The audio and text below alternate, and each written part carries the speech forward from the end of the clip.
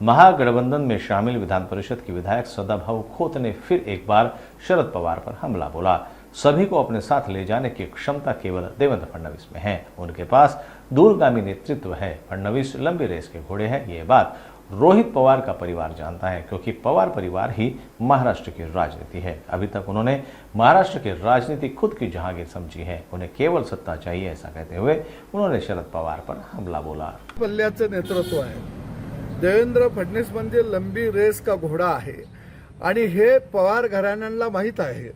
कारण पवार घराणं ही महाराष्ट्राचं राजकारण, महाराष्ट्राचं सत्ताकारण ही स्वतःची जहागिरी समजून खऱ्या अर्थानं महाराष्ट्रामध्ये आतापर्यंत राजकारण करत आलेलं आहे।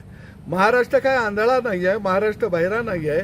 तुमच्या घरात 2-2 खासदार, 3-3, 4-4 आमदार, तुम्हानीच संपूर्ण महाराष्ट्राची सत्ता पाहिजे आहे, देशाची सत्ता पाहिजे आहे। एवढी जनतेची सेवा करण्याची तल्लफ तुम्हानी काय यावी याचं उत्तर पहिल्यांदा तुम्हानी द्यावं लागेल।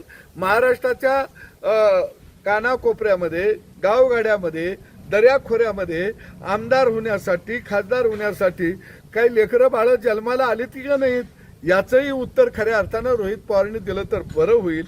आणि म्हणून महाराष्ट्रामध्ये आंदोलन उभा करण्याचं काम, त्या आंदोलनातून समाजाला काही का न मिळणार पण आम्हाला सत्ता मिळाली पाहिजे, प्रश्न सोडवायला जरी सरकार तयार असलं तर तो प्रश्न सुटता कामा नये, अशा पद्धतीची व्यूहरचना खऱ्या अर्थानं रोहित पवार आणि राष्ट्रवादी त्यांच्या पक्षानं केलेली आहे।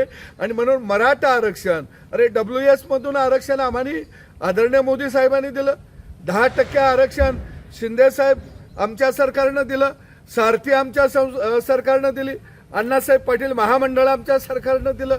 एवढं सगळं दिलं असताना सुद्धा या महाराष्ट्रामध्ये रोहित पवार अँड कंपनी खऱ्या अर्थानं जाती जातीमध्ये आग लावत सुटलेली आहे।